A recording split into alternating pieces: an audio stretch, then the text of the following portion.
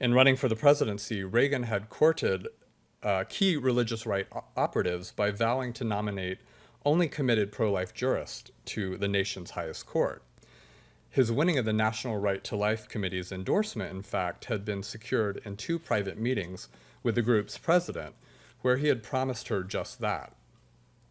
O'Connor then was a startling choice.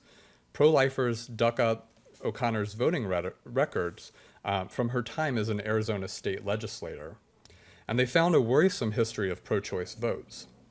Reagan's shocking intention, in the words of a Christian Action Council fundraising letter, to nominate O'Connor seemed an especially insulting move to pro-life activists, and anti-abortion newspapers and magazines decried the president's move.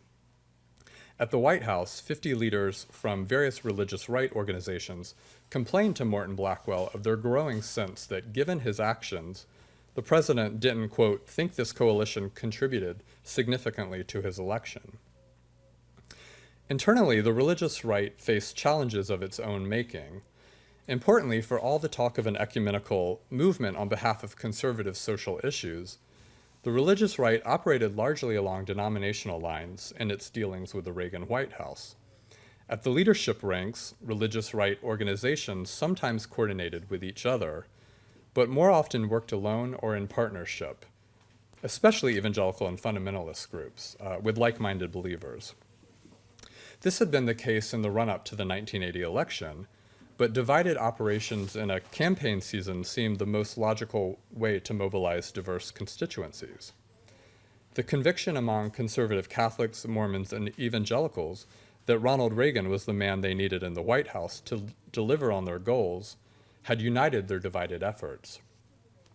Once Reagan assumed the presidency, these disparate strands of conservative Christianity would come together as the bloc representing traditionalism and religious values to make sure the president turned the nation back to God and delivered on their agenda.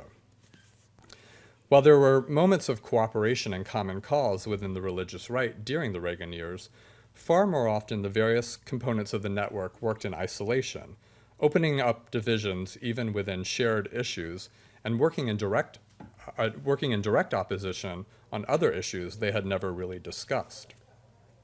The religious right foundered at what could have been its best moment, riven by theological disagreements that yielded political consequences and often divided by different political objectives, reflecting their unique theological convictions. What emerged during the Reagan years was, at best, a loose coalition of religious conservatives, frequently fraught with dissension, disagreement, and the possibility of dispersion. For a White House that hesitated over aligning itself too closely with what often appeared a radioactive religious right, the divisions within the network proved a useful scapegoat. Rather than working to smooth over disagreements and broker compromises, Reagan officials largely sat back and allowed the infighting and disunity to continue, then pointed to the chaos as a way to avoid the responsibility of leadership or to explain away disappointing legislative setbacks.